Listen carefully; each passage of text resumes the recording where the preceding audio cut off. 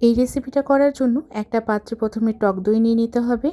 এরপর দিয়ে দিচ্ছি বেশি করে লাল মরিচের গুঁড়ো, সাথে নিয়ে নিলাম তান্দুরি মশলা, তার সাথে নিয়ে নিলাম বিট লবণ। এবার আদা আর রসুন বাটা দিয়ে দিচ্ছি। এরপর দিয়ে দিব কাবাব মশলা, এরপর সয়া সস দিয়ে দিলাম আর 1 টেবিল চামচের মতো ভিনেগার দিব। সামান্য একটু লবণ ব্যবহার করেছি, কারণ হচ্ছে কাবাবের মশলা, তান্দুরি মশলা আর সয়া সসে অলরেডি লবণ থাকে। এরপর চিকেনগুলো নিয়ে, এখানে শুধু চিকেনের লেগগুলো নিয়েছিলাম, এভাবে কেটে নিয়েছি দুই পাশে।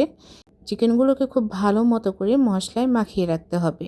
আমি এখানে ম্যারিনেট করে রেখে দিয়েছিলাম 3-4 ঘন্টার মতো। এরপর চুলায় একটা ফ্রাই প্যান বসিয়ে দিলাম আর সেখানে সামান্য একটু তেল দিয়ে দিয়েছি।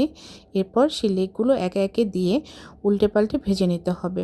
আমি চুলার আঁচটা প্রথমে বাড়িয়ে দিয়েছি, এরপর একটু কমিয়ে দিয়ে এই চিকেন কিন্তু রান্না হতে খুব বেশি সময় লাগে না, তাই 10-12 মিনিটের মতো উল্টে পাল্টে রান্না করে নিয়ে নামিয়ে নিলেই হয়ে যাবে। ঝোলটা আলাদা করে কষিয়ে নিতে পরোটা দিয়ে খেতে কিন্তু খুব ভালো লাগে। চাইলে খিচুড়ি বা পোলাওয়ের সাথেও সার্ভ করতে পারেন।